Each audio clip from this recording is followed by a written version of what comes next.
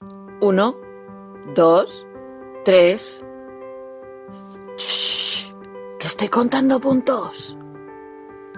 Hola y bienvenidos a la segunda temporada de Ardilanak, el podcast. Ese podcast en el que hablamos de historia, antropología, sociología, mitología, biología y todos los GIAs que se nos ocurran que tienen que ver con el textil.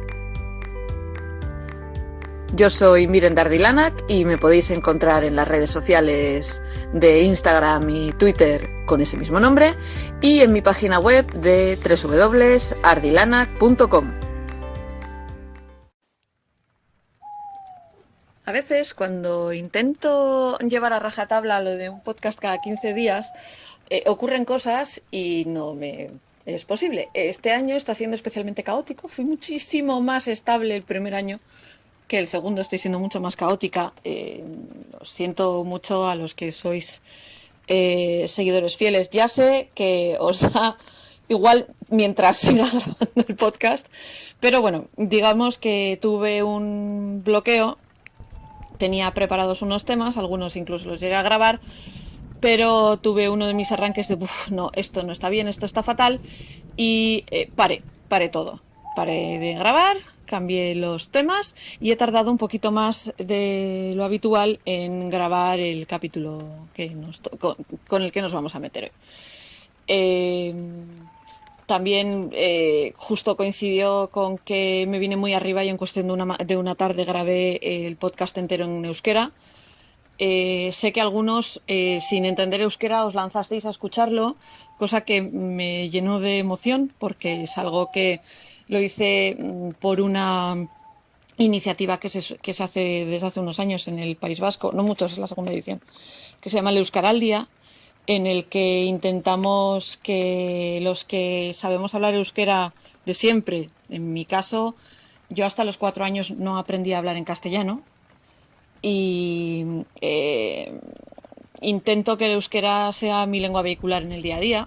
Lo que pasa que al vivir en Eibar pues es un poco más difícil. Eibar es una ciudad en la que si hablamos euskera, de hecho tenemos un dialecto prácticamente propio del que se cachondea media Guipúzcoa. tenemos ciertas cosas que son muy características del euskera de Eibar y yo las suelto todas. Y aunque seguimos necesitando este tipo de iniciativas para que se siga utilizando el euskera. El euskera es una lengua minoritaria. Estuvo prohibida durante muchos años. Estuvo prohibida durante la dictadura. ¿Para qué mentir? No se podía enseñar, no se podía aprender y de hecho se fomentaba el no hablarlo fuera de casa. Pero hay cosas que resisten y luego a posteriori pues la hemos ido levantando poco a poco. Yo, por ejemplo, soy de una generación que se ha podido educar todo su curso académico, desde párvulos hasta la carrera, en euskera. Yo me licencié en antropología habiendo hecho casi todas mis asignaturas en euskera y estudiando filosofía en euskera, y nunca me preguntéis matemáticas en castellano porque me vuelvo loca. Estudié matemáticas en euskera siempre y me cuesta entenderlas en castellano. Pero bueno, puedo hacer traducciones simultáneas en mi cabeza. El caso es que me hacía ilusión aportar al Euskaraldia pues eso que por lo que soy conocida, que es mi podcast. Llevo con ganas de grabar algún capítulo del podcast en euskera desde que puse en marcha el podcast. Algunas de mis compañeras de Euskadinits lo saben, lo he comentado alguna vez con alguna de ellas, y me parecía interesante el darle de vez en cuando un capítulo en euskera al podcast. Esto puede significar que retraso los capítulos en castellano, pero me parece importante, o me parece una labor importante, pues la producción de podcast. Si ya este tipo de podcast en castellano es minoritario, pues imaginaros en euskera. En euskera creo que es inexistente. Creo que el capítulo que hice el otro día fue el primero. No he tratado temas que no haya tratado con anterioridad en estos 2 años de podcast. O sea, hablé de cuál es el proceso del lino, del que ya os he hablado, y de cuál es el proceso de la lana. de lo que ya os he hablado. Y la historieta que conté fue la historia del gato que hablaba y el marido disfrazado de hilandera, que también os lo he contado. Mi intención es hacer eso, escoger el podcast en euskera e ir tratando temas que ya he tratado en castellano, pero en mi lengua materna, que es esa cosa que algunos os parasteis a escuchar, pues enhorabuena, habéis escuchado euskera y barres. En otro orden de cosas, os voy a hablar de los temas que cambié de arriba abajo. En un principio iba a hablar de otras cosas, pero he preferido investigar un poco más en profundidad. Y en este capítulo os voy a hablar en la sección de historia sobre la visión que tenían los romanos de la seda. Sí, es muy concreto, pero es un trozo de uno de mis libros de referencia que dije, ostras, qué interesante. Vamos a leer esto, vamos a explicar esto. En la parte de técnicas os voy a hablar del bloqueo. Porque me di cuenta que en 2 años nunca os he hablado del bloqueo, y el bloqueo es algo muy importante y muy fundamental. Que muchas veces nos saltamos por las ganas de ponernos lo que acabamos de terminar de tejer, etcétera, etcétera. Os voy a hablar de la mercerización del algodón y de las fibras vegetales, que fue un tema que Ruth me pidió hace meses y que hasta ahora no me había metido a tratar. Ruth, me vas a perdonar, pero que sepas que estaba ahí apuntado. Esto es uno de los temas sugerido por un patrón de Patreon. En la sección de colores vamos a hablar sobre un tono de azul en concreto, qué raro, miren, hablando de azul. Y en la sección de leyendas os voy a leer una de mis leyendas favoritas del mundo mundial. Sorpresa, sorpresa, ya veréis cuál es. No me acordé de ella en el capítulo de Halloween, pero hubiera molado 1000 que me hubiera acordado de ella en el capítulo de Halloween. Pero no me acordé de ella, así que os la vais a comer con patatas ahora en este precapítulo de Navidad. Hablado ya de lo que vamos a tratar. Uno de los temas, como ya os he dicho, es un tema sugerido por un patrón de Patreon. Una de las cosas que podéis hacer si sois patrones de Patreon del podcast es sugerir temas. Todos los que participáis en el Paga tu Madeja plazos, o sea, en la tintorera y la hilandera y la cardadora, podéis sugerir temas también, o sea, porque se os considera también patrones del podcast. También aprovecho para dar la bienvenida a la gente que se ha apuntado a las plazas que abrí. No volverán a abrirse hasta marzo. Y en marzo, pues si alguien deja de seguir o veo yo que puedo, igual abriré alguna plaza más. Las de la hilandera suelen volar y esas son las que más probablemente no abra, porque ya son 5 y aunque son 4 meses, pues tengo que hacer 5 madejas y tiene su trabajo, y aparte de hilar, pues tengo que hacer más cosas, entre ellas el podcast. Por eso me tengo que poner tengo que llegar hasta ciertos puntos. También no se me ha olvidado hacer las fichas para el registro de fibras de las que estuvimos hablando en aquel directo que hice con Nela. Me hubiera gustado hacer un directo al mes, pero no ha sido posible, pues porque no ha sido posible. O sea, es lo que hay. Igual a partir de enero hago un calendario, pongo fechas y así por lo menos la gente podéis más o menos saber qué día voy a hablar en directo, todavía no sé si lo haré en YouTube o en Facebook, ya diré, o en Instagram, pero bueno, eso todavía le estoy dando vueltas a cómo gestionarlo. Pero las hojas para llevar el registro de esto ya las tengo hechas, solo las quiero poner en bonito. Prometo no tardar tanto en ponerlas en bonito como tardé en soltar el texto de Conoce tu ovillo, que me llevó más tiempo. Maquetar, no por nada, sí, porque la maquetación es súper sencilla y es súper simple, pero es que soy súper insegura con ese tipo de cosas, y quiero hacer algo que os resulte fácil y funcional. Quiero que sea algo que podáis imprimir en la impresora de casa, que no tengáis que andar haciendo maravillas, un DIN A4 que podáis doblar y que podéis utilizar, pues eso, para registrar pues los distintos hilos y los distintos materiales con los que trabajáis, vuestras sensaciones, qué es lo que habéis hecho, cómo va evolucionando con el tiempo, etcétera, etcétera. En otro orden de cosas, este no es el último capítulo del año, pero el de Navidad será un poco diferente. Probablemente el de Navidad sean clips pequeñitos sobre temas porque quiero hacer algo diferente. El año pasado también, el de Navidad fue un poco diferente. No serán sobre temas navideños. Si os interesa historia textil navideña, pues escucháis el capítulo de Navidades del año pasado. Pero este año no voy a hacer un capítulo exclusivamente navideño como tal. Así que espero que el capítulo de hoy os resulte entretenido y nos vamos a dedicarnos a escuchar por qué a ciertos autores romanos la seda les parecía el sumum de la decadencia. Ya en el primer siglo de la era común, Petronio, intimísimo amigo de Nerón, árbitro de la elegancia de la corte del emperador del arpa, hablaba de las togas y ropajes hechos de seda, con unas palabras más bien poco edificantes. Porque en este primer siglo después de Cristo la sociedad romana era infame por su exceso. Es durante este periodo que Petronio, como os he dicho, cortesano de la corte de Nerón, escribió el Satiricón, que es una sátira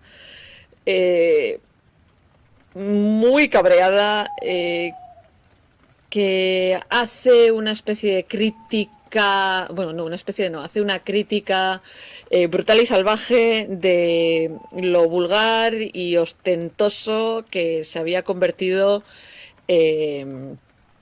los festejos privados en Roma.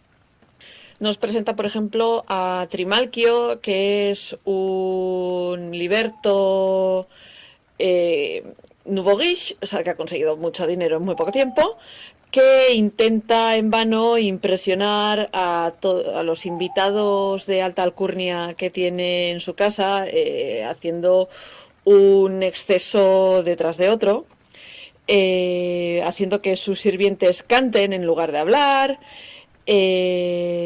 sirviendo platos que representan cada signo del zodíaco y un cerdo asado relleno de pájaros vivos. O sea, la escena de la serpiente de Indiana Jones y el templo maldito, aficionados. Las manos de los invitados se limpian con vino. Un plato hecho por completo de plata se cae al suelo y en vez de recogerlo y limpiarlo simplemente se tira a la basura.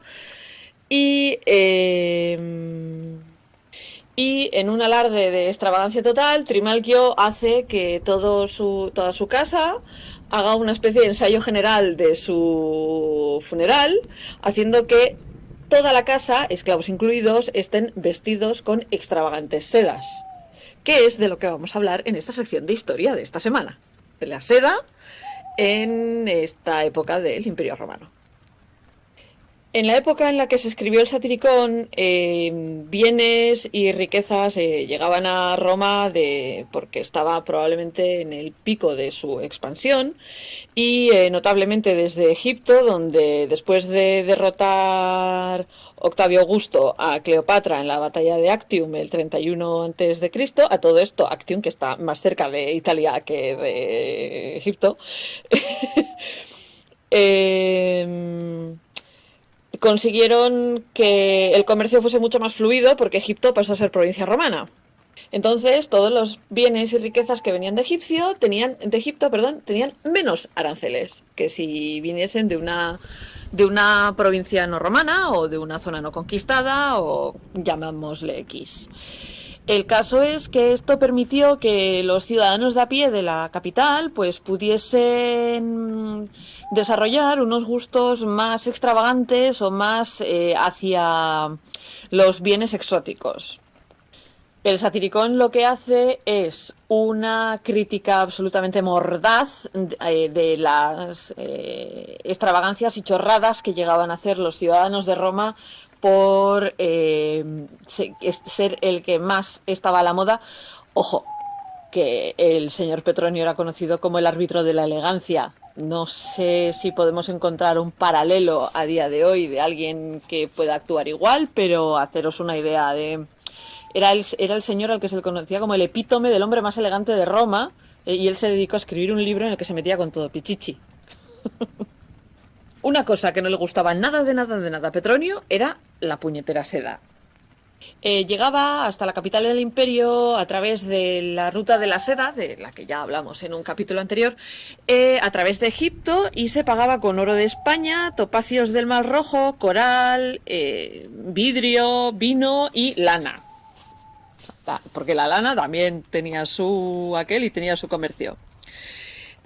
No se sabe con exactitud cuál fue la fecha en la que se introdujo la seda en Roma, pero Dion Casio dice que la primera vez que los romanos se encontraron con seda de alta calidad fue durante la batalla de Carrae, el 53 antes de la era común, cuando los partos desplegaron un tipo de pendones que solían llevar, que hacían un ruido específico, snapping banners se llaman en inglés. Curiosamente no habría sido la mejor introducción del mundo porque los romanos perdieron esa batalla y en la mente de Roma, China estaba firmemente asociada con un producto. El nombre en latín para China es serica y la seda es sericum. Y teniendo en cuenta que no se conocía cómo se trabajaba la seda, porque los chinos se agarraron al secreto del trabajo de la seda durante siglos, los romanos hablaban más bien de oídas y con datos de segunda, tercera, cuarta mano sobre lo que era. Y digamos que la explicación que daban a cómo se producía la seda era pues un poco especial. Plinio, en su Historia Natural, habla de una sustancia lanuda que se obtiene de los árboles en los bosques de China, pero luego, cuando se pone a hablar sobre insectos, habla de los gusanos de seda, que crean telas similares a las de las arañas, y el material que se utiliza, que es el material que se utiliza para hacer los vestidos más caros y más exclusivos de las mujeres. Así que alguna idea tenía, pero también nos hizo crecer seda en los árboles, que luego los que sabéis un poco de alemán, creo recordar que el algodón, Baumwolle, es lana de árbol. Que creo que cuando os hablé del algodón os hablé de este tema. O sea, que algo que sale de los árboles lo hemos dando vueltas en Europa desde hace mucho tiempo. La seda no era utilizada solo como vestimenta por los ciudadanos, sino que también se solían utilizar como adorno para darle riqueza, exclusividad y dramatismo a las cosas. Julio César pagó para que se pusiesen sombrillas de seda a lo largo de las calles de Roma para darle sombra a los espectadores de su triunfo militar. Y esto claramente era una afirmación no solo de su riqueza, sino de su santa intención de hacerse con el poder. De Nerón se sabe que hizo que se hiciesen toldos de azules cubiertos de estrellas, de seda, para los anfiteatros, y que hizo un encargo de un textil de tela, de un trozo de tela de seda, que se debía de teñir de púrpura y lo debían de decorar con una imagen suya manejando un carro. Aquí, como, o sea, el nacimiento de Ferrari. Perdonadme el mal chiste, por favor. Murales de Herculano y de Pompeya, las más famosas de ellos son los de la Villa de los Misterios, que está pintada de un rojo oscuro, que no sé si lo he mencionado alguna vez al hablar de colorín colorado en el podcast, o es una de esas cosas que tengo pendientes, pero bueno, si me habéis oído hablar de ello, ya sabéis de qué os hablo. Si no me habéis oído hablar de ello, os hablaré de ello en algún momento. Pero en la Villa de los Misterios podemos ver a mujeres de alta alcurnia llevando telas prácticamente translúcidas que recuerdan mucho a la seda que se teje de manera bastante suelta, para que sea eso, semitransparente, translúcida. Se sabe que la seda llegó incluso a la Britania romana y hay cerca del muro de Adriano una inscripción que conmemora a un mercader de Palmira que parece ser que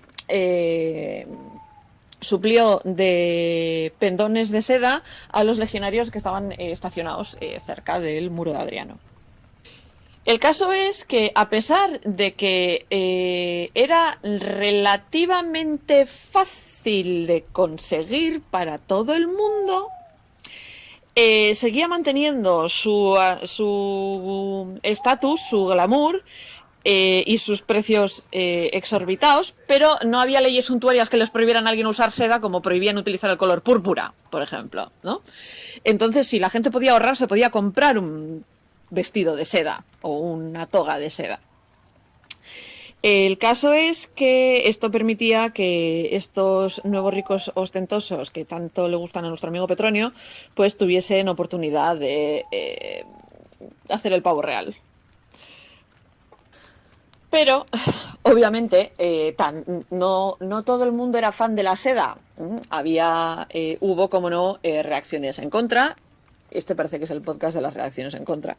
Pero hubo reacciones en contra de contemporáneos que decían que se lamentaban de que se gastase tanto dinero en una fibra extranjera, que no era de producción romana. Según Plinio el Viejo, cada año los emperadores se gastaban unos 100 millones de sestercios, unas 100.000 onzas de oro, para comprar sedas del este. Esto es una cantidad enorme que, digamos que más o menos era el 10% del presupuesto anual que tenían los emperadores para gastar.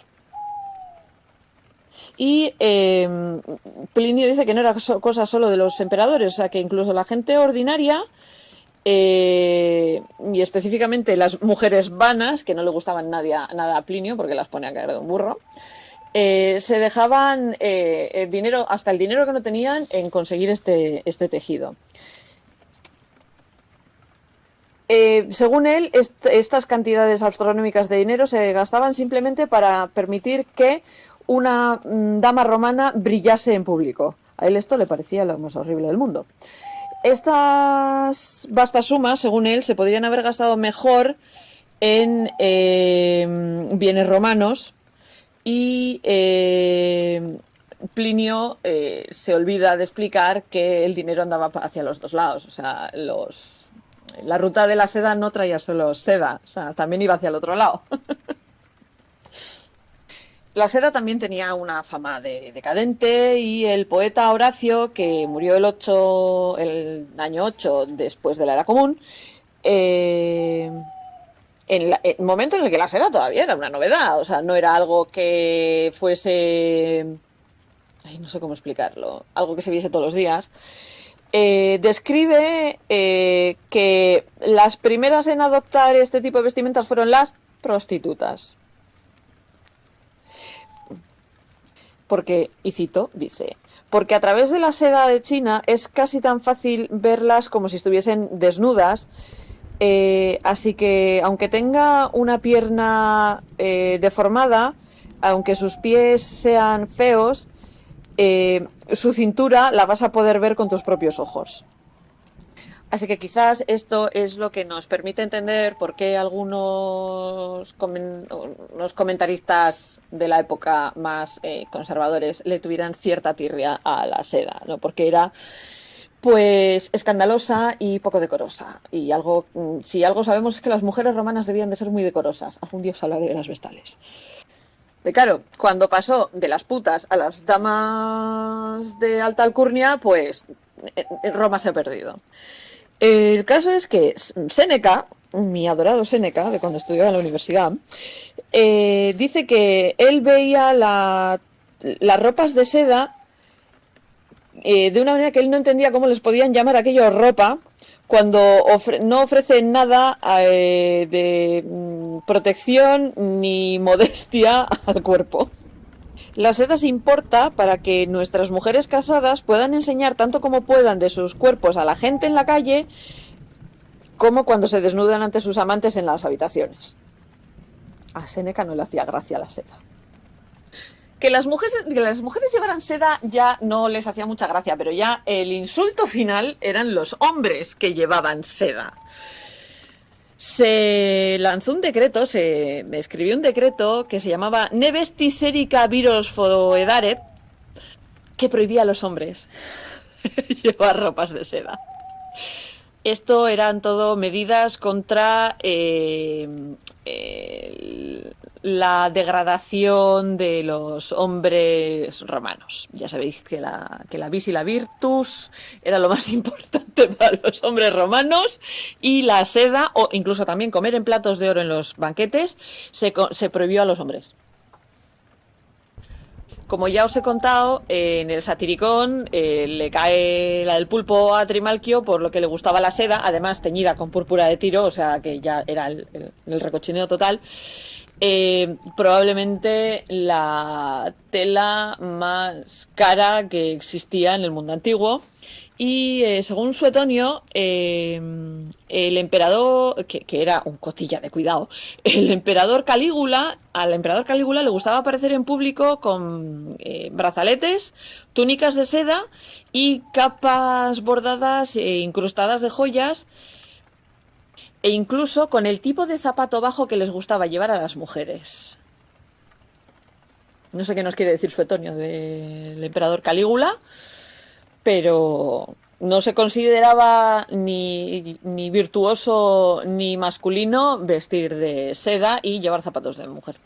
Porque a los conservadores romanos les daba la sensación de que vestirse de una manera tan favorecida por las mujeres iba a opacar el espíritu marcial que les había ganado un imperio, todo hay que decirlo, y que podemos encontrar en los escritos de Plinio el Viejo, que nos dice que ahora incluso los hombres llevan seda en verano porque es ligera y no se sienten avergonzados. En su momento solíamos llevar corazas de cuero, pero nuestra moda se ha vuelto tan extraña que incluso una toga es ahora considerada algo innecesariamente pesado. Pero aún así hemos dejado las sedas asirias como vestidos para mujer. A todo esto, los chinos, con una de las cosas que esperaban con diseminar seda en el resto del mundo era romper el espíritu de las fuerzas, del peligro que suponían los romanos, a que les pudiera dar por tirar por la ruta de la seda hasta allí. Era un miedo que tenían desde China, y esperaban que el uso de la seda por parte de su población, incluso por parte de los hombres, ablandase ese espíritu marcial de los romanos, que pues eso, o sea, ya se conquistaron lo que en aquel momento era un pedazo de imperio. La idea de que las vestimentas pueden corromper el espíritu es algo que se ve mucho a través de la historia y que seguramente volveré a tratar en el podcast en algún momento, pero hoy me apetecía hablaros de cómo la seda corrompió el carácter romano. Que luego, visto con distancia histórica, es un poco, dices, jo, qué absurdos, ¿no? Pero bueno, hoy en día también lo vemos cuando que un hombre se ponga falda se considera algo todavía escandaloso. Así que bueno, quería contaros esta historieta para haceros reflexionar un poquito sobre los prejuicios que podemos tener hoy en día con las vestimentas. Y sin más, pasamos a la siguiente sección. Hoy en la sección de técnicas me voy a meter con una técnica que es fundamental para tejedoras, crocheteras, o sea, todas las que hagamos algo agujas, y que muchas veces pasamos por alto, nos olvidamos de su existencia o ni siquiera sabemos que se hace y existe. Yo cuando empecé a tejer, os he contado 1000 veces mi historia de cómo me puse a tejer en serio hace unos años, aunque sabía tejer desde niña. Pero ni mi abuela ni nadie de mi entorno había oído nunca, jamás, el término hormar o bloquear. Bloquear es traducción directa del block, inglés. Como lo que se hace es darle forma a algo, deberíamos utilizar hormar, que es el verbo que tenemos en castellano para dar forma a las cosas. Hormar, que es lo que se hace con los zapatos. O sea, lo de la horma del zapato, pues también podemos darle horma a un chal, un jersey, un calcetín, a un guante, un gorro, incluso a los trapos que hagamos para la cocina. El caso es que hormar es algo bastante importante y que se nos suele pasar por alto. Hay varios sistemas para hormar y puedes tener toda la cacharrería del mundo que quieras o ninguna. Me explico. Como en todo en esta vida, puedes complicarte la vida todo lo que quieras con el hormado, pero hay ciertas cosas que sí que requieren de que te compliques la vida y otras en las que no hace falta que te vuelvas loco. Personalmente, esto de comprarte cables de bloqueo, agujas especiales, tal, a veces echa para atrás a mucha gente con el tema de hormar las cosas porque dices, ¿tengo que invertir ahora en ese material? Y puede que no sea una opción, así que yo en esta sección os voy a dar una alternativa de bloqueo con cosas que ya tengas en casa. Porque realmente, como en todo, no hace falta tanta parafernalia. ¿Que a veces mola? Sí, pero yo soy la primera que pongo a hormar las cosas en la alfombra de abajo del taller y aunque tengo los cuadraditos estos de foam que utilizamos, que utiliza mucha gente, los míos son porque se los regalaron a mi hijo. Y me apropié de la mitad de ellos. Pero bueno, hormar, con hormar lo que hacemos básicamente es, al terminar de tejer una pieza, darle la forma final que debería de tener. En algunos casos es hacer que crezca hasta las medidas que debería de tener. En el caso de los chales de encaje suele ser exagerado porque empiezas con un pañuelito y acabas con un mantel. Pues el proceso de empezar con un pañuelito y acabar con un mantel es el bloqueo. Hay diferentes formas. Una de las más habituales, si vivís en un clima bueno y es verano y tenéis calor y demás, que funciona maravillosamente y las cosas se secan echando virutas, es el bloqueo en húmedo. El bloqueo en húmedo implica que tienes que limpiar la prenda, a ser posible con un jabón neutro. Si no tienes un jabón fancy, el champú para niños sirve. ¿En serio? El champú para niños sirve. Y si eres de la vieja escuela, el jabón Chimbo, no sé cómo lo llamáis el resto del país y el resto de oyentes, pero nosotros tenemos lo que es el jabón Chimbo, que es la típica pastilla de jabón antigua, que si frotas en agua tibia la pastilla, pones el agua bien jabonosa y metes ahí la prenda que vayas a hormar, queda estupendamente. Hay que aclarar ese jabón. Hay productos que son sin aclarado, etcétera, etcétera. Ahí cada uno con sus manías. Yo suelo aclararlo todo. No me suele gustar llevar jabón ni ningún tipo de producto de ese tipo cerca de la piel, así que lo suelo aclarar. Una vez aclarado, hay que escurrirlo. Como ya os he hablado alguna vez con los hilos, el tejido no se retuerce, por favor. Sobre todo la lana, no me la retorzáis. Todo tejido húmedo es susceptible es más fácil que se rompa, es menos resistente, así que no me andéis estrujando. Por estrujando me refiero a agarrar cada extremo con una mano y retorcer en dirección contraria una mano de la otra. No, eso no hagáis nunca. Cogéis una toalla, extendéis la toalla en el suelo, ponéis la pieza en la parte de arriba y enrolláis como si fuera un brazo gitano. Un brazo gitano el postre, que es como una especie de bizcocho relleno que se envuelve con el relleno metido en medio.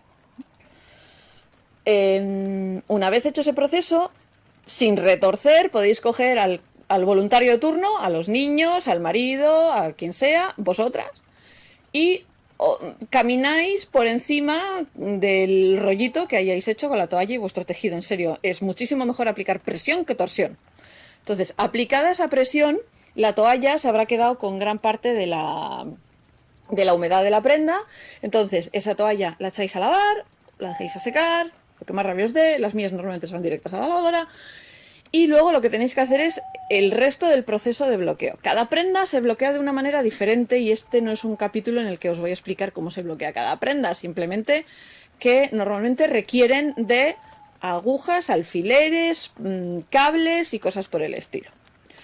Si no tenéis cables de bloqueo, pero tenéis un ciclista en casa, robadle los cables del freno, no los que tenga puestos en la bici, por favor.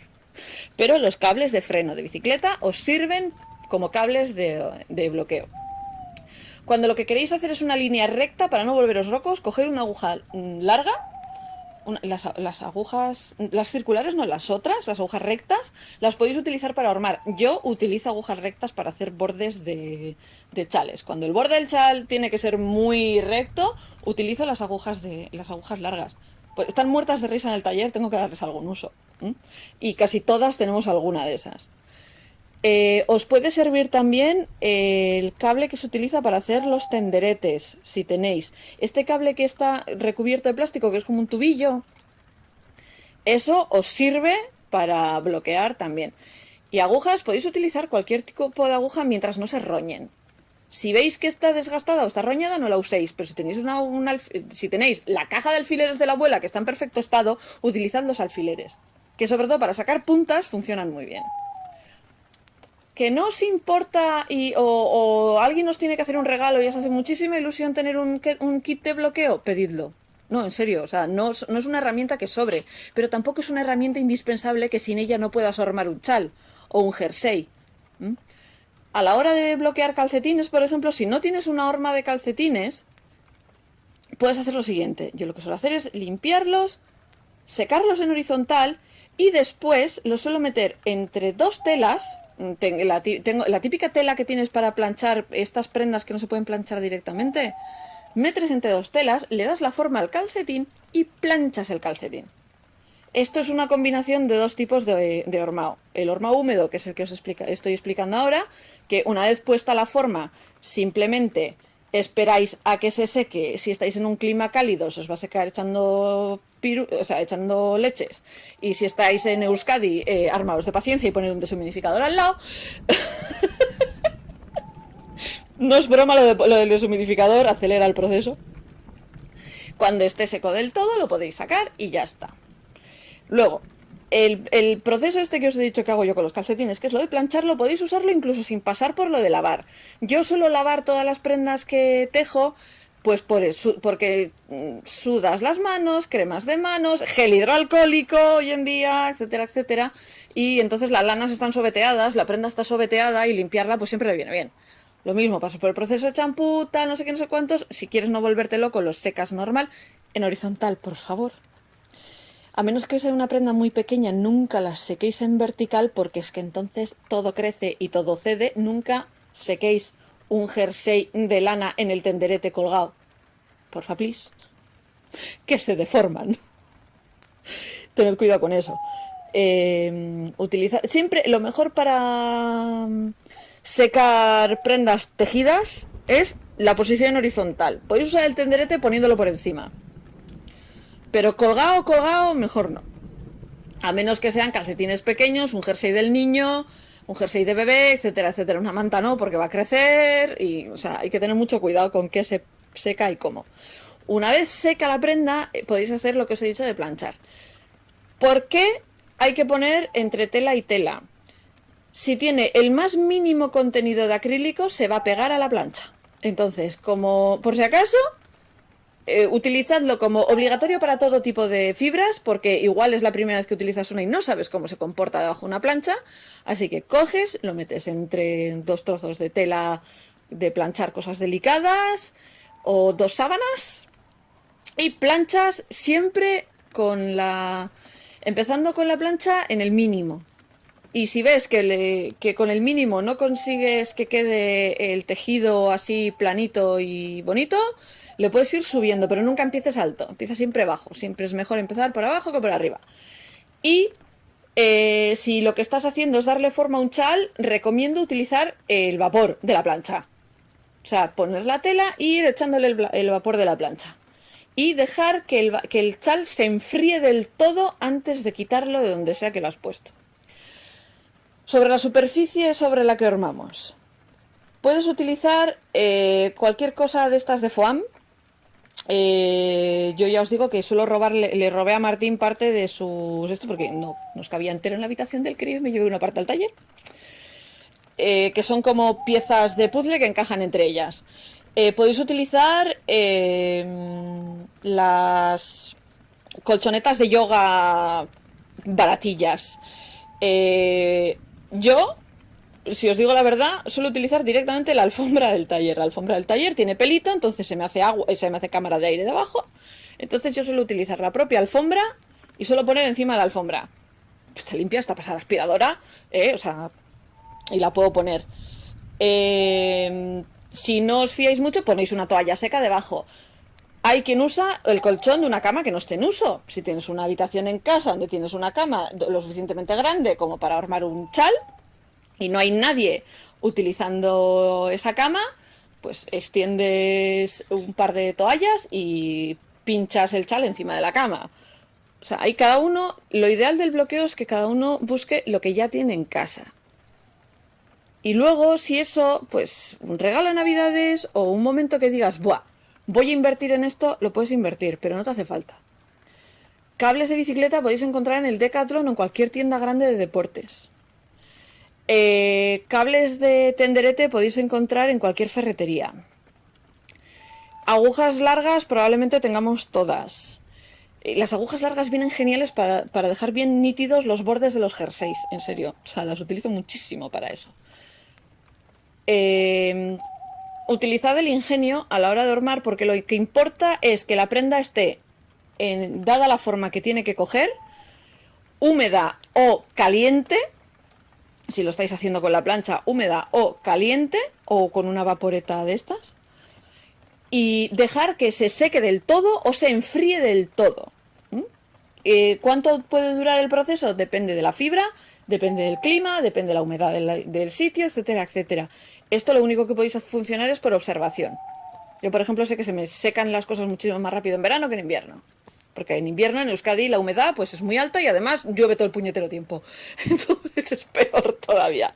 Pero observad un poco cómo es vuestro entorno y ajustaros al sistema que mejor os viene. Y hormad, por Dios, hormad. Que todo luce 1000 veces mejor cuando se horma. Sobre todo si, como yo, eres una persona que tienes una tensión inestable a la hora de tejer. Yo, por ejemplo, como tejo muy por etapas, siempre estoy tejiendo varias cosas a la vez, no tengo la misma tensión un martes que un viernes, o un buen día que un mal día, etcétera, etcétera. La diferencia puede ser microscópica y no afecta a la estructura de la prenda, pero sí a la visual del punto.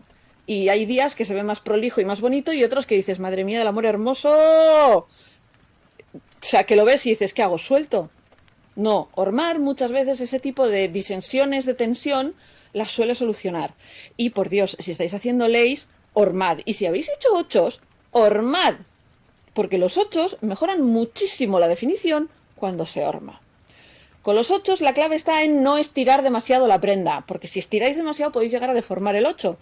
Pero si la aplanáis bien, se ve mejor, se ve más bonito, sobre todo porque si estáis haciendo un 8 que esté rodeado por un campo de puntos del revés, los puntos del revés suelen quedar muchísimo mejor una vez formados.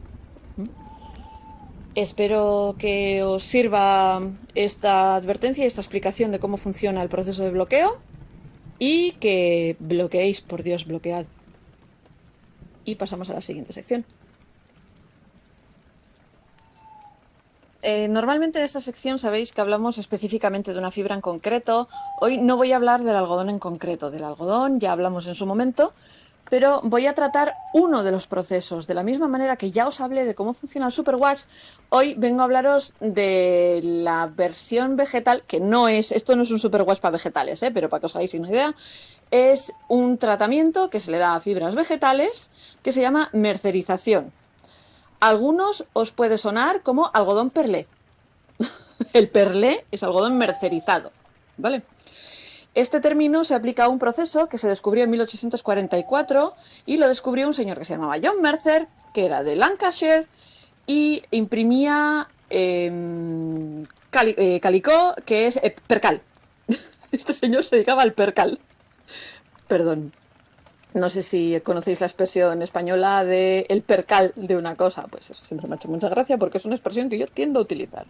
El caso es que John Mercer, impresor de percal, que inventó este proceso en 1844 que consistía en tratar el algodón y hasta cierto punto se puede hacer con otras fibras de base de planta, con un fuerte baño de sosa cáustica y otros ingredientes para que se producieran cambios morfológicos y químicos en la fibra.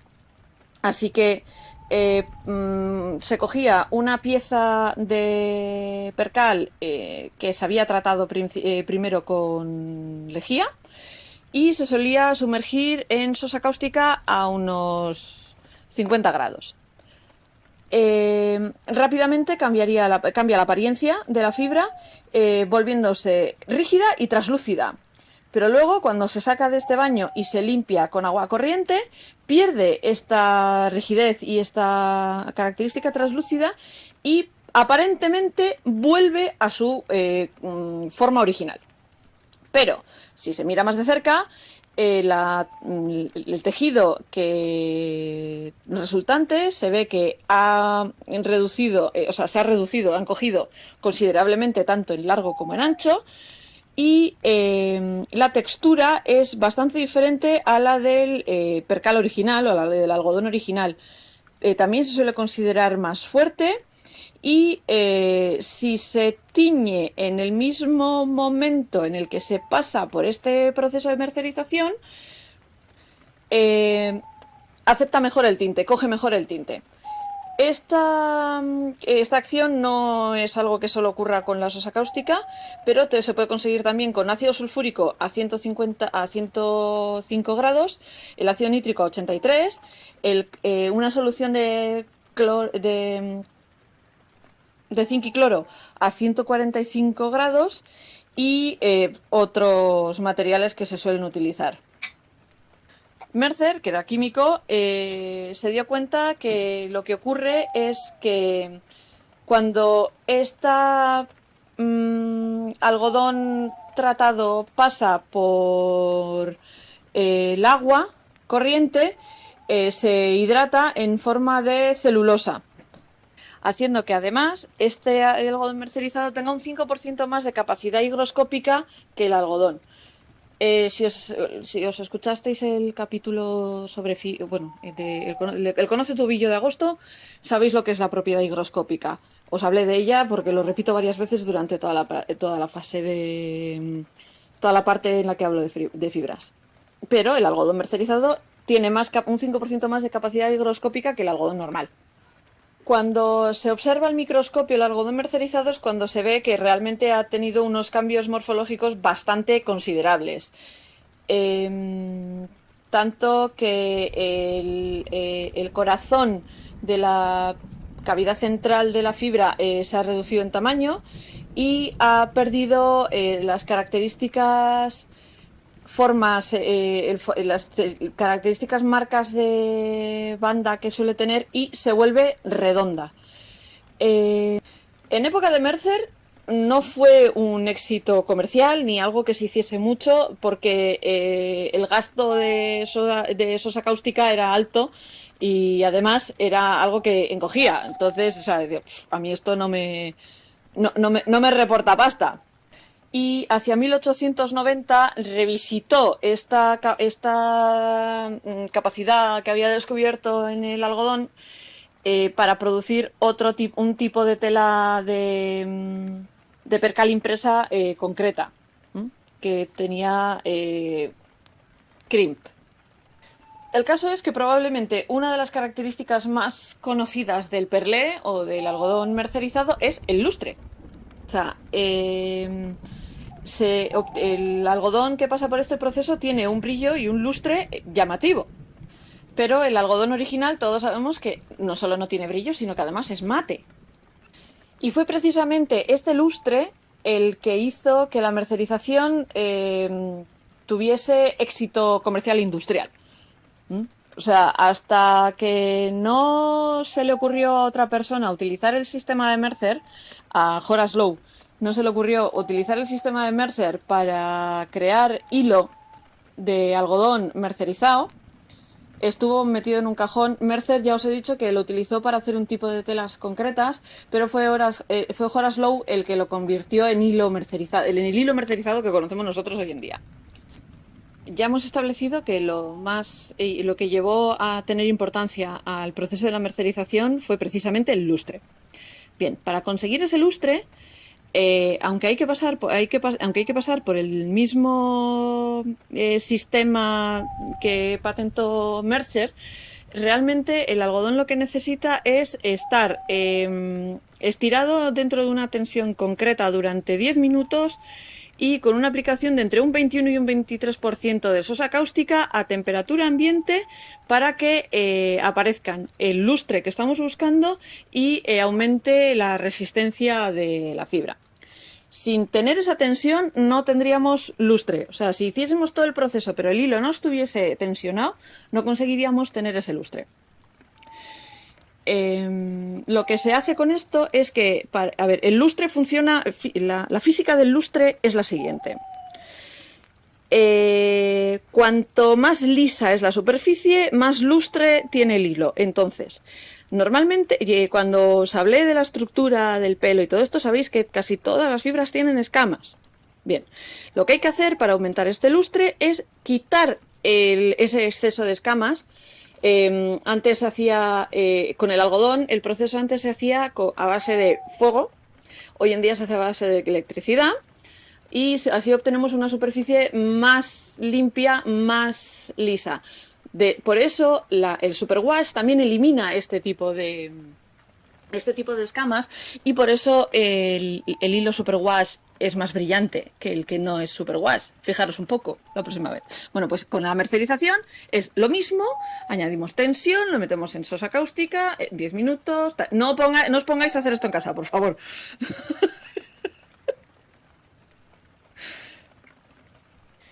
Y como la fibra que mejor funciona es la que tiene los filamentos más largos, porque da mayor adhesión con menos torsión, se utilizan principalmente el algodón Sea Island, egipcio o Pima, que son los que se utilizan para hacer algodón mercerizado. O sea, no todo tipo de algodón sirve para mercerizar. Y claro, por eso, a la hora de teñir hay que tener en cuenta que es bastante probable que el algodón que no está mercerizado ni siquiera sea el mismo tipo de algodón que está mercerizado. O sea, no se van a comportar igual aunque todos sean algodón. De la misma manera que os digo siempre, que ponga que es lana de oveja no significa que sean todos del mismo tipo de oveja. No se va a comportar igual un merino que un Icelandic, que un Blue-Faced Leicester, que un Cormo, que un Shetland. Pues con los algodones pasa lo mismo. Tenemos tendencia a meter el algodón más todavía en un saco de algodón, todo igual. No. Va más allá de la diferenciación entre mercerizado, no mercerizado, orgánico, no orgánico, etcétera, etcétera. También influye la clase, la especie, el tipo. Lo que sí se sabe es que si está mercerizado, absorbe casi un 25% más. Absorbe entre 7 y 8% más de agua y entonces absorbe más tinte también.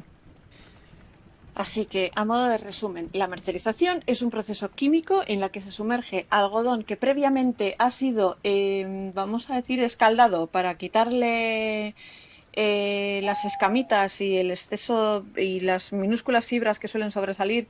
Si cogéis un algodón que no está mercerizado, las veis, sabéis de qué hablo. Para quitarlas de en medio, alisarlo lo máximo posible, tensionarlo, tratarlo con sosa cáustica a temperatura ambiente y conseguir un hilo que es más resistente a los tirones, o sea, tiene una resistencia tensil más grande y además tiene un lustre que es característico de ese tipo de fibra. El algodón mercerizado, el perlé o el percal tienen esa característica de brillo y lustre. Espero que me haya podido hacer entender y os haya parecido interesante. Porque aunque en el instituto se me daba bien la química, a veces me pierdo. Hoy en día tiré demasiado por letras a posteriori. Espero que os haya resultado interesante y que sepáis un poquito más sobre lo que es el algodón mercerizado. Antes de que el índigo llegase a Europa, en Europa ya sabíamos teñir de azul. Teníamos una planta que nos permitía repetir un proceso muy parecido al que se utilizaba con el índigo para conseguir un color azul bastante decente. Estamos hablando del color derivado de la Isatis tintorea, también conocida como glasto o hierba pastel. Esta planta, que pertenece a la familia de la mostaza, es nativa de Europa. De hecho, es una más de las 30 más o menos especies de plantas que producen el colorante índigo. Extraer el índigo de estas plantas es un proceso que es muy largo, muy complicado y muy caro. Una vez se recogen las hojas, se suelen reducir a una pasta, se hacen bolas y se deja que se curen. Después de 10 semanas, cuando las bolas han perdido unos 3/4 de su tamaño y unas 9 partes de 10 de su peso, se les añade agua y se suele dejar la mezcla para que fermente. ¿Qué nos gusta fermentar un azul? Después de 2 semanas en las que se deja el glasto fermentando, conseguiremos una sustancia muy oscura y granular que recuerda a la brea. Esta mezcla contiene unas 20 veces más índigo que la misma cantidad de hojas frescas. Pero aún tiene que pasar por otra ronda de fermentación y esta vez utilizando cenizas de madera antes de que se pueda utilizar para teñir. O sea, el proceso del índigo, si alguna vez me habéis oído hablar de él, es largo, pero es que el del glasto es más largo todavía. Aunque se puede seguir el proceso con las hojas frescas y seguir prácticamente el mismo proceso del índigo y conseguir azul, para extraer la misma tonalidad de azul intenso del glasto hay que seguir todo este proceso de varias fermentaciones que os he contado, etcétera, etcétera. Además, es un proceso que es contaminante, que requiere muchísima cantidad de agua fresca y además, como se tenía la estupenda buena costumbre de echar lo que sobraba después de hacer todo el proceso del tinte al río, contaminaba las tierras de alrededor y se cargaba las cosechas. Es muy problemático el tinte este. Antes del siglo XIII, la producción del glasto era pues a muy pequeña escala, o sea, no se hacía a gran escala. Hay evidencias de que se conocía el uso del glasto desde la antigüedad. Se han encontrado tanto hojas como semillas en Coppergate, que es un yacimiento vikingo al norte de Inglaterra. Y se sabe que hay registros de zonas de cultivo específico desde el siglo X. También hay registros de los escritores clásicos que describían a los celtas como gente pintada de azul, que lo hacían, ya podía ser, o sea, antes de entrar en combate, ya fuera embadurnándose con esta pasta de glasto o bien tatuándose en la piel. Se han encontrado restos de celtas tatuados hasta en Rusia y en Bretaña, pero no se sabe con seguridad que la tinta que utilizasen tuviese una base de glasto. De todas formas, también se ha sugerido que el nombre de Bretaña, Briton, deriva de una palabra céltica que significa la gente pintada.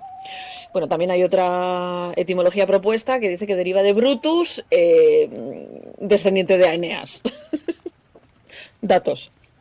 El caso es que alrededor del siglo XII la utilización del glasto empieza a cambiar. Se introducen innovaciones en el proceso que hace que dan como resultado colores mucho más vivos y más fuertes que empezaron a llamar la atención del mercado de los bienes de lujo. También vino bien que el azul, que hasta entonces era un color que era bastante ignorado porque era difícil de conseguir, no formaba parte del sistema de leyes suntuarias y de qué colores podía llevar la gente y demás, de los que os he hablado más de una vez. O sea, sabéis que el púrpura de tiro estaba totalmente regulado, no todo el mundo podía utilizar el carmín y pues el azul había pasado más bien desapercibido y sin pena ni gloria, porque no era un color fácil de hacer y no merecía la pena. Y claro, se convirtió en un color que cualquiera podía llevar abiertamente, sin ningún problema. Entonces, durante el siguiente siglo, la demanda por las ropas azules cada vez era mayor, superando a la de las el color preeminente, que era el rojo. Además, se solía utilizar como sobretono o bajo tono para mezclado con otros colores para conseguir, por ejemplo, azul o algunos tonos del escarlata que viraban más hacia el morado. Y así, desde más o menos alrededor de los mediados de 1200, se empezó a cultivar la hierba pastel como la rubia tintorea, en cantidades prácticamente industriales. Esto hizo que hubiese una rivalidad muy grande entre los mercaderes que vendían glasto y los mercaderes que vendían rubia. En Magdeburg, que era el centro de la venta de rubia en Alemania, los frescos religiosos empezaron a representar el infierno como un lugar azul.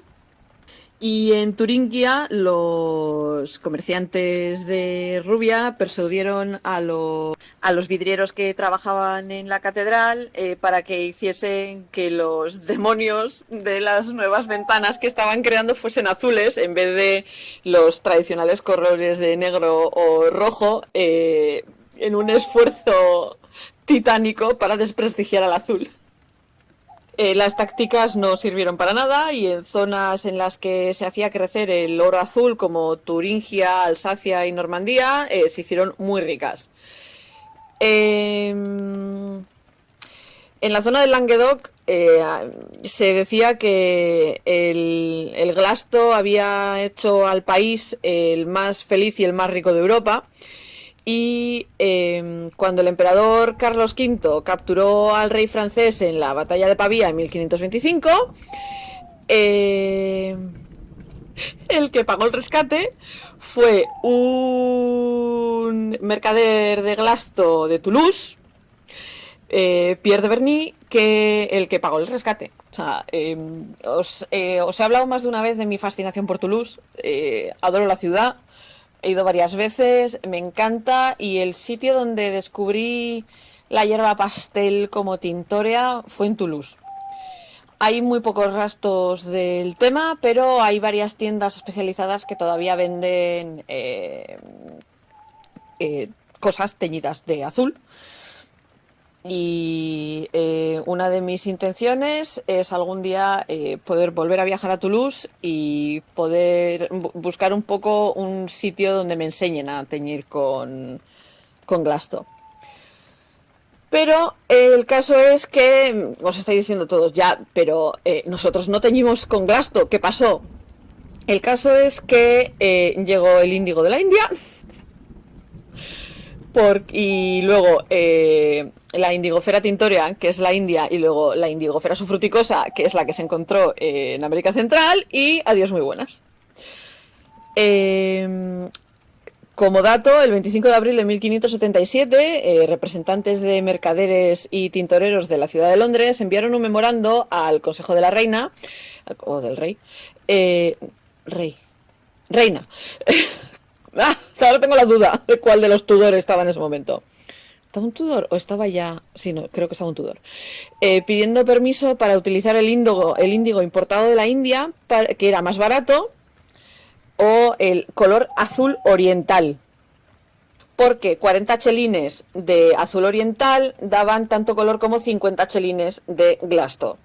10 chelines, había que ahorrar por donde se pudiera. Y de la misma manera que habían hecho los granjeros que se dedicaban a la rubia antes que ellos, los que estaban implicados en el comercio del glasto, pues intentaron evitar lo inevitable.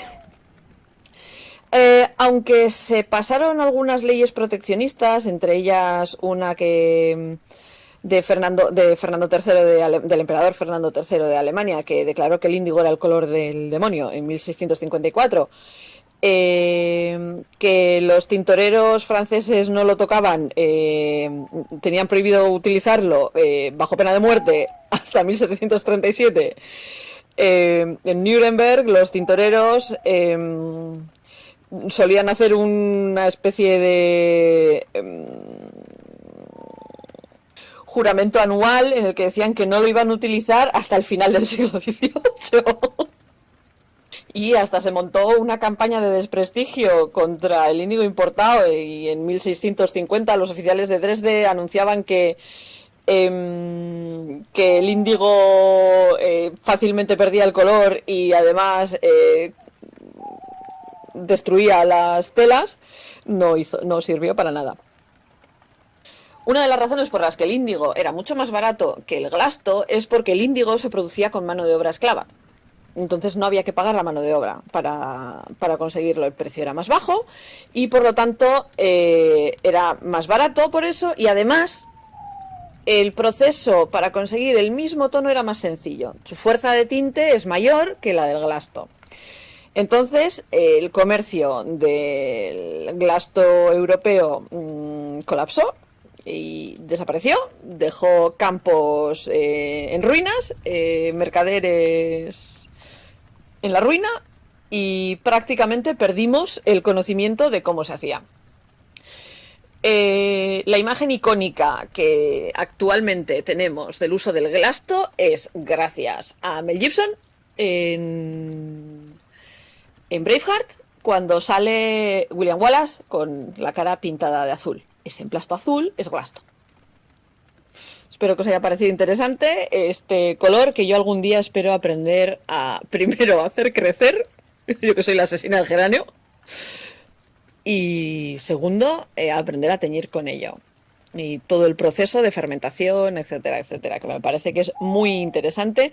Y como le ocurría a William Morris, que fue un loco de los tintes antiguos, etcétera, etcétera, que en 1800 intentaba recrear las formas antiguas de pintar y teñir tela, me encantaría poder hacer todo el proceso del glasto, porque crecer en Euskadi crece sin problemas. El problema es que soy yo, que soy una mala jardinera, y que además creo recordar que echa semillas cada 2 años y que las hojas nuevas no todas tienen poder tintorio, solo tiñen las hojas, y bueno, es un lío. Lo bueno de esta planta es que les gusta mucho a las abejas. Así que si sois de estos que tenéis jardín y tenéis la vocación de plantar plantas para favorecer a la población de abejas, el glasto es una planta que les gusta mucho, y de hecho es una planta que es muy bonita, tiene una flor amarilla súper bonita, que huele súper bien. Y si os animaseis a buscar las semillas y plantarlas, me contáis qué habéis hecho para que crezca. O pues nos montamos una excursión a Toulouse. Cuando andaba buscando temas para el capítulo de Halloween, no me acordé de ese escritor de historias de terror del posromanticismo español, que es Gustavo Adolfo Bécquer. Creo que todos los que hemos pasado por el sistema educativo español y tenemos cierta edad nos hemos tenido que leer las rimas y leyendas. Y hace un par de días, fregando, tuve un momento de epifanía total y dije: ¡oh, Dios santo! El Monte de las Ánimas. O sea, me acordé de la leyenda del Monte de las Ánimas y dije: pero si hay un textil involucrado, ¿qué hace que van 2 años de podcast y todavía no has contado esa leyenda? El caso es que como Bécquer marcó mucho mi adolescencia, porque sí, todos pasamos por esas fases, y el Monte de las Ánimas es probablemente mi leyenda favorita de las del libro de leyendas de Bécquer, he decidido buscar el texto y leeros el texto. ¿Por qué? Porque me encanta. Y como ha habido quien me ha dicho que le daría igual oírme leer el listín de teléfonos, pues va por vosotros, a los que no os importaría que me pusiese a leer un prospecto de la Culdina y cosas por el estilo. El monte de las ánimas de Gustavo Adolfo Bécquer. La noche de difuntos me despertó, a no sé qué hora, el doble de campanas. Su tañido monótono y eterno me trajo a las mientes esta tradición que oí hace poco en Soria. Intenté dormir de nuevo. Imposible. Una vez aguijoneada, la imaginación es un caballo que se desboca y al que no sirve tirarle de la rienda. Por pasar el rato, me decidí a escribirla como, en efecto, lo hice. Yo no la oí en el mismo lugar en el que acaeció, y la he escrito volviendo algunas veces la cabeza, con miedo cuando sentía crujir los cristales de mi balcón, estremecidos por el aire frío de la noche. Sea de ello lo que quiera. Ahí va, como el caballo de copas. ¡Atad a los perros! ¡Haced la señal con las trompas para que se reúnan los cazadores y demos la vuelta a la ciudad! La noche se acerca. Es el día de todos los santos y estamos en el monte de las ánimas. ¡Tan pronto! Al ser otro día, no dejará yo de concluir con este rebaño de lobos que las nieves del Moncayo han arrojado de sus madrigueras, pero hoy es imposible. Dentro de poco sonará la oración de los templarios y las ánimas de los difuntos comenzarán a tañer su campana en la capilla del monte. ¿En esa capilla ruinosa? ¡Bah! ¿Quieres asustarme? No, hermosa prima. Tú ignoras cuánto sucede en este país porque aún no hace un año que has venido a él desde muy lejos. Refrena tu yegua. Yo también pondré la mía al paso y mientras dure el camino te contaré la historia. Los pajes se reunieron en alegres y bulliciosos grupos. Los condes de Borges y de Alcudiel montaron en sus magníficos caballos y todos juntos siguieron a sus hijos Beatriz y Alonso, que precedían la comitiva a bastante distancia. Mientras duraba el camino, Alfonso narró en estos términos la prometida historia. Este monte que hoy llaman de las ánimas pertenecía a los templarios, cuyo convento ves allí a la margen del río. Los templarios eran guerreros y religiosos a la vez. Conquistada Soria a los árabes, el rey los hizo venir de tierras lejanas para defender la ciudad por la parte del puente, haciendo en ello notable agravio a sus nobles de Castilla, que así hubieran sabido solos defenderla como solos la conquistaron.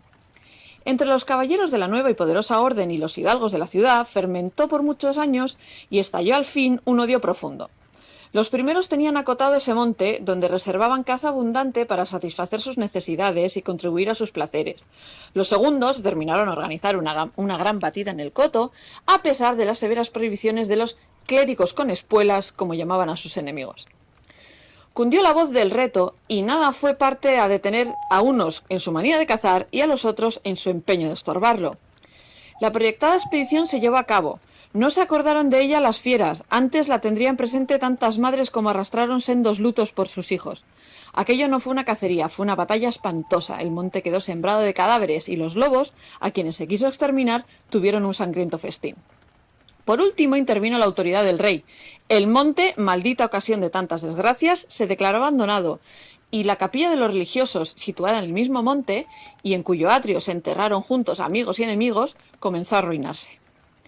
Desde entonces dicen que cuando llega la noche de difuntos se oye doblar sola la campana de la capilla, y que las ánimas de los muertos, envueltas en jirones de sus sudarios, corren como en una cacería fantástica por entre las breñas y los zarzales. Los ciervos braman espantados, los lobos aúllan, las culebras dan horrorosos silbidos y al otro día se ha visto impresas en la nieve las huellas de los descarnados pies de los esqueletos. Por eso en Soria le llamamos el Monte de las Ánimas y por eso he querido salir de él antes de que cierre la noche. La historia de Alonso concluyó justamente cuando los jóvenes llegaban al extremo del puente que da paso a la ciudad por aquel lado. Allí esperaron al resto de la comitiva, la cual después de incorporarse los dos jinetes se perdió entre las estrechas y oscuras calles de Soria. Los servidores acababan de levantar los manteles. La alta chimenea gótica del palacio de los condes de Alcudiel despedía un vivo resplandor iluminando algunos grupos de damas y caballeros que alrededor de la lumbre conversaban familiarmente y el viento azotaba los emplomados vidrios de las ojivas del salón. Solo dos personas parecían ajenas a la conversación general, Beatriz y Alonso. Beatriz seguía con los ojos absortos en un vago pensamiento los caprichos de la llama. Alfonso miraba el reflejo de la hoguera chispear en las azules pupilas de Beatriz. Ambos guardaban hacía rato un profundo silencio. Las dueñas referían, a propósito de la noche de difuntos, cuentos tenebrosos en el que los espectros y los aparecidos representaban el principal papel y las campanas de las iglesias de Soria doblaban a lo lejos con un tañido monótono y triste. «Hermosa prima», exclamó al fin Alonso, rompiendo el largo silencio en el que se encontraban, Pronto vamos a separarnos, tal vez para siempre. Las áridas llanuras de Castilla, sus costumbres toscas y guerreras, sus hábitos sencillos y patriarcales, sé que no te gustan. Te he oído suspirar varias veces, acaso por algún galán de tu lejano señorío. Beatriz hizo un gesto de fría indiferencia. Todo su carácter de mujer se reveló en aquella desdeñosa contracción de sus delgados labios. Tal vez por la pompa de la corte francesa, donde hasta aquí has vivido, se apresuró a añadir el joven. De un modo o de otro, presiento que no tardaré en perderte. Al separarnos, quisiera que llevases una memoria mía. ¿Recuerdas cuando fuimos al templo a dar gracias a Dios por haberte devuelto la salud que viniste a buscar a esta tierra? El joyel que sujetaba la punta de mi gorra cautivó tu atención. Qué hermoso estaría sujetando un velo sobre tu oscura cabellera. Ya ha aprendido el de una desposada. Mi padre se le regaló a la que me dio el ser y ella lo llevó al altar. ¿Lo quieres? No sé en el tuyo, contestó la hermosa, pero en mi país una prenda recibida compromete la voluntad. Solo en un día de ceremonia debe aceptarse un presente a manos de un deudo, y que aún puede ir a Roma sin volver con las manos vacías. El acento helado con el que Beatriz pronunció estas palabras turbó en un momento al joven, que después de serenarse dijo con tristeza: Lo sé, prima, pero hoy se celebran todos los santos, y el tuyo entre todos. Hoy es día de ceremonias y presentes. ¿Quieres aceptar el mío? Beatriz se mordió ligeramente los labios y extendió la mano para tomar la joya sin añadir una palabra. Los dos jóvenes volvieron a quedarse en silencio y volvióse a oír la cascada voz de las viejas que hablaban de brujas y de trasgos, y el zumbido del aire que hacía crujir los vidrios de las ojivas y el triste y monótono doblar de las campanas. Al cabo de algunos minutos, el interrumpido diálogo tornó a anudarse de este modo. Y antes de que concluya el Día de Todos los Santos, en que así como el tuyo se celebra el mío y puedes, sin atar tu voluntad, dejarme un recuerdo, ¿no lo harás?, dijo él, clavando una mirada en la de su prima, que brilló como un relámpago iluminada por un pensamiento diabólico. «¿Por qué no?», exclamó ésta, llevándose la mano al hombro derecho para buscar alguna cosa entre los pliegues de su ancha manga de terciopelo bordado de oro. Después, con una infantil expresión de sentimiento, añadió: «¿Te acuerdas de la banda azul que llevé hoy a la cacería y que por no sé qué emblema de su color me dijiste que era la divisa de tu alma?» «Sí». «Pues se ha perdido y pensaba dejártela como un recuerdo». «¿Se ha perdido? ¿Y dónde?», preguntó Alonso, incorporándose de su asiento con una indescriptible expresión de temor y esperanza. «No sé. ¿En el monte, acaso?» «¿En el monte de las ánimas?», murmuró palideciendo y dejándose caer sobre el sitial. «En el monte de las ánimas». Luego prosiguió con voz entrecortada y sorda: «Tú lo sabes porque lo habrás oído 1000 veces en la ciudad y en toda Castilla me llaman el rey de los cazadores, no habiendo aún podido probar mis fuerzas en los combates como mis ascendientes. He llevado a esta diversión imagen de la guerra todos los bríos de mi juventud, todo el ardor hereditario en mi raza. La alfombra que pisan tus pies son despojos de fieras que he muerto por mi mano. Yo conozco sus guaridas y sus costumbres, y he combatido con ellas de día y de noche, a pie y a caballo, solo y en batida, y nadie dirá que me ha visto huir del peligro en ninguna ocasión. Otra noche volaría por esa banda y volaría gozoso como a una fiesta. Esta noche, ¿a qué ocultarlo? Tengo miedo. ¿Oyes? Las campanas doblan. La oración ha sonado en San Juan del Duero. Las ánimas del monte comenzarán a levantar sus amarillentos cráneos de entre las malezas que cubren sus fosas. ¡Las ánimas!, cuya sola vista puede helar el horror de la sangre más valiente, tornar sus cabellos blancos o arrebatarle en un torbellino de su fantástica carrera como una hoja que arrastra el viento sin que nadie sepa dónde. Mientras el joven hablaba, una sonrisa imperceptible se dibujó en los labios de Beatriz, que cuando hubo concluido exclamó, con un tono indiferente, y mientras atizaba el fuego del hogar, donde saltaba y crujía la leña arrojando chispas de 1000 colores: «¡Oh! Eso de ningún modo, qué locura ir ahora al monte por semejante friolera. Una noche tan oscura, noche de difuntos y cuajado del camino de lobos». Al decir esta última frase, le encargó de un modo tan especial que Alonso no pudo menos que comprender toda su amarga ironía. Movido como por un resorte, se puso de pie, se pasó la mano por la frente, como para arrancarse el miedo que estaba en su cabeza y no en su corazón, y con voz firme exclamó, dirigiéndose a la hermosa, que aún estaba inclinada sobre el hogar, entreteniéndose en revolver el fuego: «Adiós, Beatriz, adiós. Hasta pronto». «¡Alonso! ¡Alonso!», dijo ésta, volviéndose con rapidez, pero cuando quiso o aparentó querer detenerle, el joven había desaparecido. A los pocos minutos se oyó el rumor de un caballo que se alejaba al galope. La hermosa, con una radiante expresión de orgullo satisfecho que coloreó sus mejillas, prestó atento oído a aquel rumor que se debilitaba, que se perdía y que se desvaneció por último. Las viejas, en tanto, continuaban con sus cuentos de ánimas aparecidas. El aire zumbaba en los vidrios del balcón y las campanas de la ciudad doblaban a lo lejos.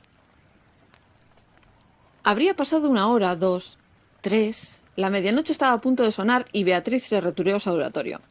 Alonso no volvía, cuando en menos de 1 hora debía de haberlo hecho. «Habrá tenido miedo», exclamó la joven, cerrando su libro de oraciones y encaminándose a su cama, después de haber intentado inútilmente murmurar algunos de los rezos que la iglesia consagraba en el Día de los Difuntos a los que ya no existen.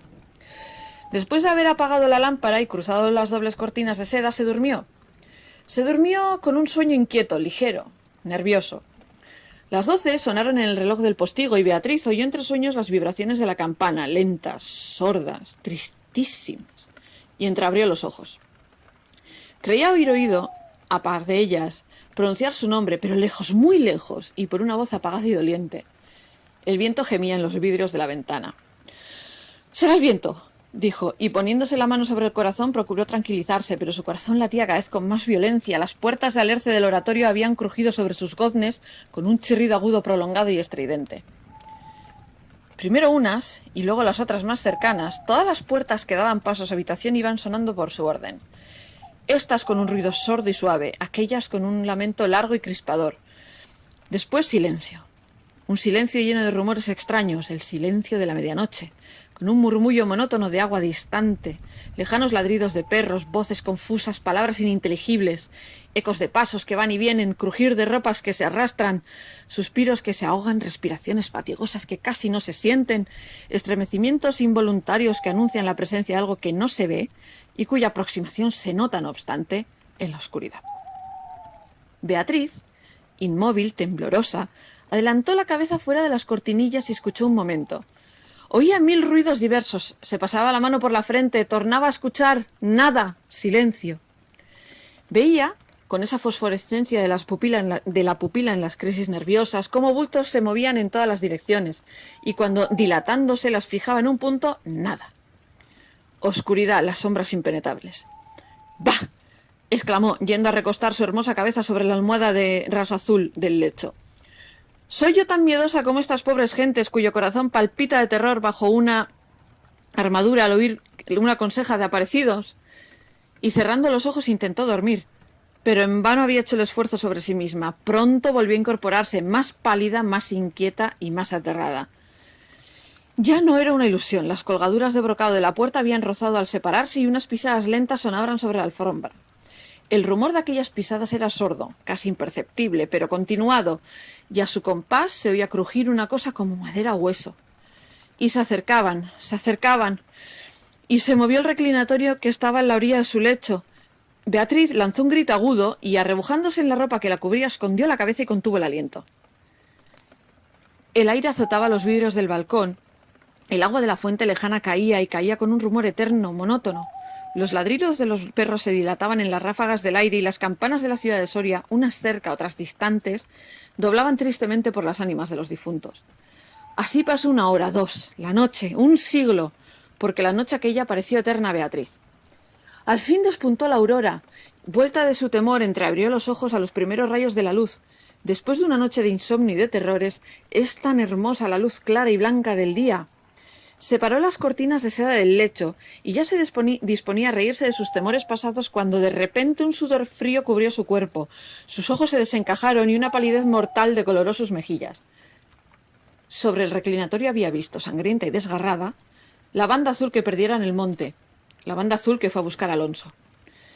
Cuando sus servidores llegaron despavoridos a noticiarle la muerte del primogénito de Alcudiel, que a la mañana había aparecido devorado por los lobos en las malezas del Monte de las Ánimas, la encontraron inmóvil, crispada, asida con ambas manos a una de las columnas de ébano del lecho, desencajados los ojos, entreabierta la boca, blancos los labios, rígidos los miembros, muerta de horror. Dicen que después de acaecido este suceso, un cazador extraviado que pasó la noche de difuntos sin poder salir del Monte de las Ánimas y que al otro día, antes de morir, pudo contar lo que viera, refirió cosas horribles. Entre otras, asegura que vio los esqueletos de los antiguos templarios y de los nobles de Soria, enterrados en el atrio de la capilla, levantarse al punto de la oración con un estrépito horrible y caballeros de osamentas de corceles perseguir como una fiera a una mujer hermosa, pálida y desmelenada, que con los pies desnudos y sangrientos y arrojando gritos de horror, daba vueltas alrededor de la tumba de Alonso.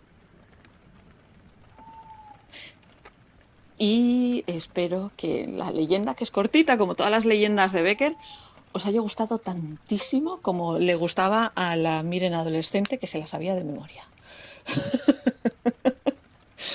Feliz Navidad a todos.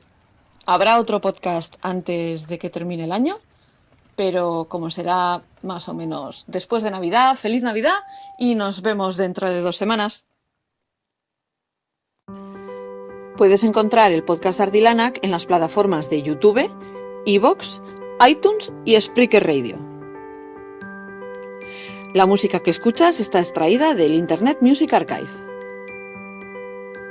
Las opiniones vertidas en el podcast de Ardilanac son de su propia autora. Y los derechos sobre los mismos también.